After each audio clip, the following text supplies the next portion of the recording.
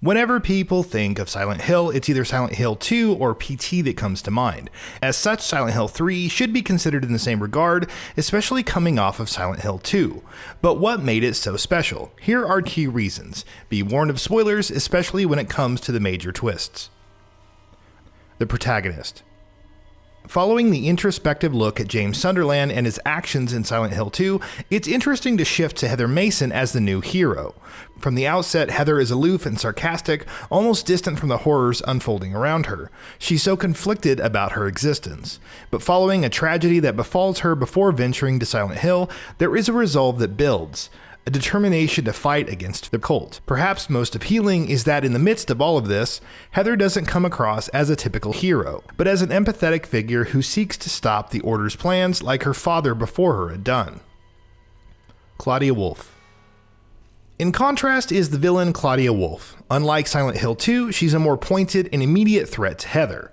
However, her background paints a far more nuanced picture of tragedy and the justification of using hatred. Claudia was brainwashed by Dahlia Gillespie while growing up. Nonetheless, she found some solace with Alessa, seeing her as a sister. Following Alessa's subsequent disappearance at the end of Silent Hill 1, Claudia essentially lost everything. She thus set out to purge the world and use suffering as if her life and all the suffering in it would mean nothing if she didn't. Continuing Silent Hill's mythos. Perhaps what sets Silent Hill 3 apart the most from Silent Hill 2 is a deeper exploration into the Order from Silent Hill 1. While the first game seemingly closed with Harry being the hero and saving Alessa/Heather, things weren't that simple after all. Several moving pieces, from the Order's rebirth to Claudia's rise as its leader, were in motion. And even if Harry ultimately did the right thing, it would catch up to him in the end with his death. To that end, Silent Hill 3 feels like a true continuation of the series' mythos, advancing the core story of the town and its cult. Linear narrative. It's also a more linear narrative, one that's concerned with expanding on the original game's lore while presenting closed arcs for its characters. James Sunderland's nightmarish purgatory was a reflection of his own inner turmoil at killing his wife, with the ultimate resolution being left up to the player, regardless of the ending. By comparison, Heather's journey has a start and an end. The same goes for Claudia and even Douglas Copeland, the detective who accompanies her to Silent Hill. There is a deeper analysis to be had for the various themes and character roles, but a definite resolution is reached all the same. Heather's personal hell. Heather's journey to Silent Hill saw some familiar areas from past games being revisited, but its true accomplishment was in turning regular locations into something more terrifying. It's all the more important for Heather because in the beginning, she's just trying to return home to her father, a place she knows is safe. After his murder, home is no longer a safe haven, making Heather's trip to Silent Hill relatively less perilous, though still fairly terrifying in its own right. The result is a Silent Hill that's harsh and closed off, as if challenging Heather to seek a safe place that no longer exists. Grotesque yet organic aesthetic. Though there's an air of mystery pervading the opening segments, Silent Hill's journey is also one about discovery. As such, it employs a more grotesque and dirty aesthetic to its environments and entities, making things feel strangely organic. The perfect encapsulation of this can be the storeroom in Brookhaven Hospital, where Heather looks at her reflection, and the room itself as blood slowly paints it, which is subsequently transferred to her side, resulting in her death.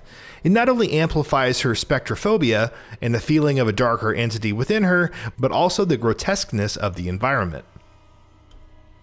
Silent Hill 3 went down a completely different route. Then Silent Hill 2, Heather's conflict with her identity is further reinforced by the pressure from the Order wanting her to bring about a new world.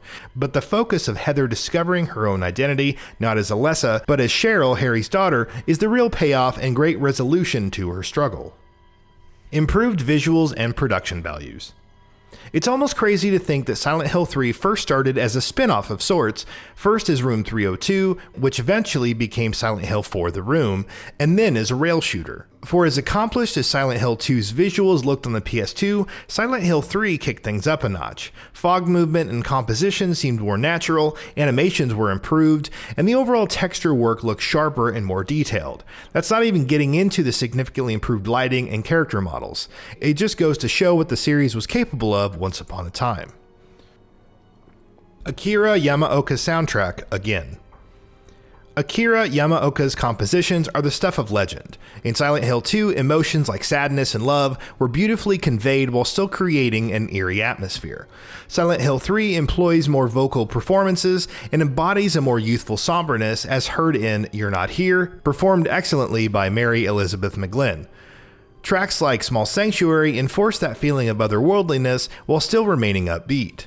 Meanwhile, tragedy can be felt in Please Love Me Once More. There's a richness in the music that feels natural yet contemporary, enduring through to this day.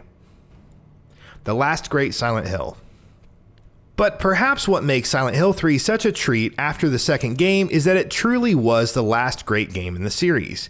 Even with its development challenges, different direction, mature themes, and gruesome imagery, it stands to this day as a triumph of storytelling.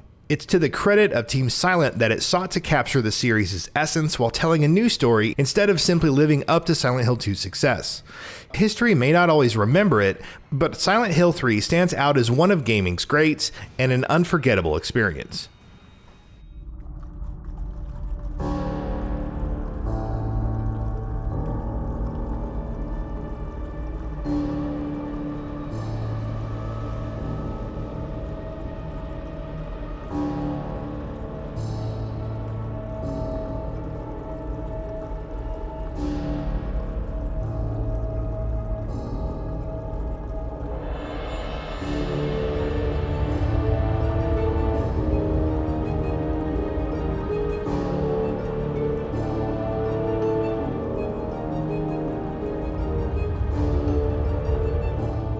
And that wraps it up. If you like what we are doing, please consider subscribing to our channel, and don't forget to switch on the bell notification icon. That way you will never miss out on any of our videos.